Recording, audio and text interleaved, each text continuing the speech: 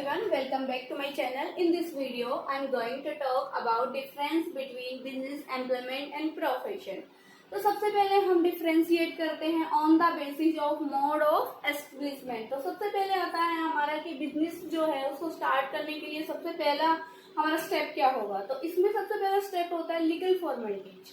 हमें एक बिजनेस को स्टार्ट करने के लिए कुछ लीगल फॉर्मेलिटीज पूरी करनी पड़ती है। सपोज अगर हमें कोई कंपनी सेटअप करनी है तो उसके लिए तो हमें लीगल फॉर्मेलिटीज पूरी करनी पड़ती है, बहुत सारी लीगल फॉर्मेलिटीज पूरी करनी। ऐसे ही पार्टनरशिप है। अब पार्टनरशिप के केस में कंपैरिजन टू कंपनी कम लीगल फॉर्मेलिटीज पूरी करनी पड़ती है, क्योंकि ये डिपेंड करता है कि हम पार्टनरशिप को रिटर्न में ले रहे हैं या ओरल में रजिस्ट्रेशन। ठीक है, तो कुछ लीगल फॉर्मेलिटीज है जो सोल प्रॉपर्टीशिप है, जैसे रजिस्ट्रेशन वगैरह हो गए, तो वो लीगल फॉर्मेलिटीज हमें क्या करनी पड़ती है, पूरी करनी पड़ती है यहाँ पे। फिर बेटा आता है हमारा एम्प्लॉयमेंट। अब एम्प्लॉयमेंट क्या होता है, तभी स्टार्ट होता है जब हम किसी भी एम्प्लॉयर से अपॉइंटमेंट लेटर ले लेते हैं, तब हम क्या बन जाते हैं, वहां पे एम्प्लॉयर बन जाते हैं, एम्प्लॉय बन जाते हैं जब एम्प्लॉयर से हमें अपॉइंटमेंट लेटर मिल जाता है। अब थर्ड वन आता है हमारा प्रोफेशन। प्रोफेशन हम कब बनते हैं, जब मेंबरशिप ऑफ प्रोफेशनल बॉडी, जब हमें किसी प्रोफेशनल बॉडी की मेंबरशिप मिल जाए तब हम क्या कहलाएंगे, प्रोफेशन। सपोज एक लॉयर जो होता है, वो लॉयर कब बनता है, जब वो बार काउंसिल ऑफ इंडिया से अपनी सर्टिफिकेट ले लेता है, तब वो क्या कहलाता है, प्रोफेशन कहलाता है। ऐसे ही क्या है, कोई चार्टेड अकाउंटेंट है, जब वो सारे इंडिया के अंदर जो भी एग्जाम्स है चार्टेड अकाउंटेंट के लिए वो सारे क्लियर कर लेता है, फिर वो Indian institute of chartered accountant of India से क्या एक मेंबरशिप मिलती है, तो उसके बाद वो प्रोफेशन के अंदर आ जाता है। ठीक है, फिर आता है हमारा नेचर ऑफ वर्क। अब नेचर ऑफ वर्क बिजनेस में तो क्या होगा, किस में डील करेंगे हम, गुड्स एंड सर्विसेज में। और ये एक चीज और बेटा, बिजनेस के अंदर कोई भी चीज है ना, वो कभी भी ऐसे डिसकंटिन्यू बेस पे नहीं होगी। किस बेस पे होगी, कंटिन्यू बेस पे। और इसमें क्या होगा, हम गुड्स और सर्विसेज को सेल्फ कंजम्पशन के लिए यूज नहीं करेंगे, फॉर रीसेल पर्पज के लिए यूज करेंगे, तभी हम क्या कहलाएंगे, तभी क्या कहलाएगा, बिजनेस कहलाएगा। Business means being busy. Business का मतलब ही क्या है कि बिजी रहना, आपको परचेज करना है देन फिर उसको रीसेल करना है, दैट इज कॉल्ड बिजनेस। फिर आता है बेटा हमारा एम्प्लॉयमेंट। एम्प्लॉयमेंट में क्या होता है, सर्विस कॉन्ट्रैक्ट। जो हमारा एम्प्लॉयर है वो हमें क्या देता है, एक सर्विस का कॉन्ट्रैक्ट देता है। उस कॉन्ट्रैक्ट के अंदर जो जो डिफाइन होता है हमें वो वर्क वहां पे करना पड़ता है। फॉर एग्जाम्पल अगर हम टीचिंग के लिए जा रहे हैं किसी स्कूल के अंदर, तो वहां पे हमें क्या करवानी होगी, टीचिंग करवानी होगी। मैनेजमेंट के लिए जा रहे हैं तो वहां पे हमें क्या करना होगा, मैनेजमेंट करनी होगा। ओके, अब प्रोफेशन में क्या होता है बेटा, सर्विसेज देना होता है। जैसे डॉक्टर है, डॉक्टर क्या देता है, पेशेंट्स को अपनी सर्विस देता है। ऐसे ही चार्टेड अकाउंटेंट क्या है, कंपनीज के अंदर अपनी सर्विस देता है। ऐसे ही लॉयर्स क्या होते हैं, वो भी अपनी सर्विसेज देते हैं। ठीक है, फिर आती है बेटा थर्ड पॉइंट, बात आती है हमारी क्वालिफिकेशन की। तो क्वालिफिकेशन की अगर बात करें तो बिजनेस के अंदर कोई मिनिमम क्वालिफिकेशन की रिक्वायरमेंट नहीं होती। फिर बात करें हमें एम्प्लॉयमेंट में, एम्प्लॉयमेंट में क्या होती है, एज पर एम्प्लॉयर की जो रिक्वायरमेंट होती है उसके अकॉर्डिंग क्वालिफिकेशन जरूरी होती है। ठीक है, यहाँ पे क्या होता है, एम्प्लॉय डिफाइन करता है कि किस कैटेगरी के एम्प्लॉयज को चाहिए, उसके लिए क्या क्वालिफिकेशन है। तो यहाँ पे क्या होती है, एज पर एम्प्लॉयर क्वालिफिकेशन होनी जरूरी है।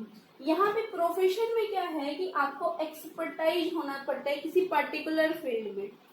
ठीक है, डॉक्टर क्या होता है, डॉक्टर भी अलग अलग टाइप के होते हैं, तो उसमें क्या है कि जो भी डॉक्टर जैसे जो भी है वो उसमें एक्सपर्ट होना चाहिए, तभी वो क्या कहलाएगा, प्रोफेशन के अंदर जाएगा। स्पेसिफिक फील्ड में क्या होना चाहिए, एक्सपर्टाइज होना चाहिए।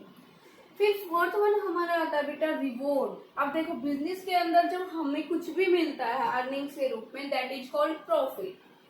बिजनेस से जो भी हमें अर्निंग्स होगी, जो भी प्रॉफिट होगा, तो वो रिवॉर्ड के रूप में हमारे पास रिटर्न और रिवॉर्ड के रूप में क्या आ जाएगा, प्रॉफिट। ऐसे ही अगर हम एम्प्लॉयमेंट कहीं एम्प्लॉय हैं तो वहां से हमें जो रिवॉर्ड के रूप में मिलेगा, हम अपनी सर्विस देंगे, आफ्टर दैट हमें क्या मिलेगा, सैलरी और वेजेज। ऐसे ही क्या है प्रोफेशन में, क्या है जैसे प्रोफेशन में क्या क्या आता है, डॉक्टर्स आ गए, लॉयर्स आ गए एंड चार्टेड अकाउंटेंट। इनकी क्या होती है, एक अपनी फी होती है, वो फी ही इनके लिए क्या होती है, रिटर्न्स और रिवॉर्ड होती है।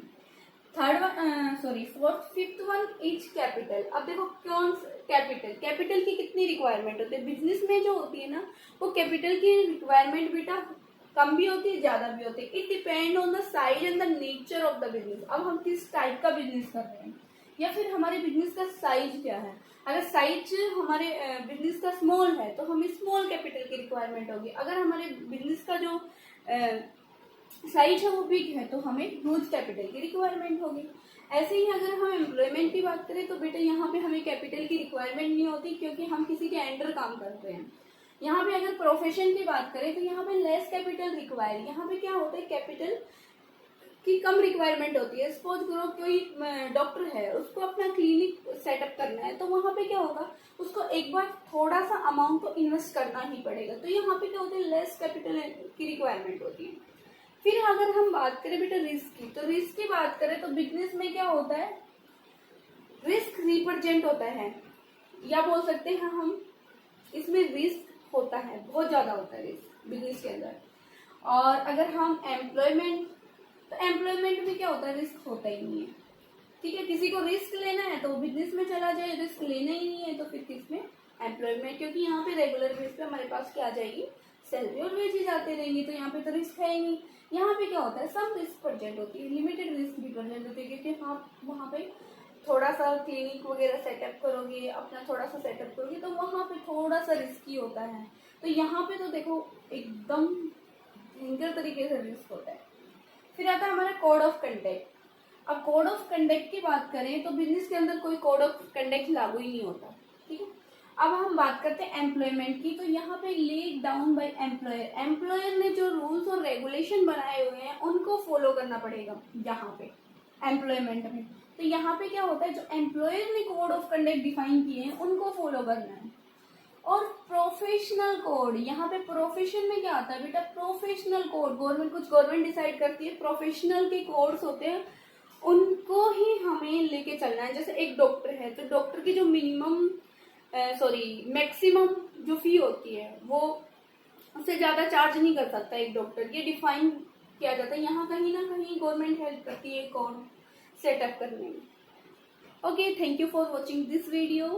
अगर आपको हमारा ये वीडियो पसंद आए तो प्लीज ज्यादा से ज्यादा वीडियो को सब्सक्राइब कीजिए।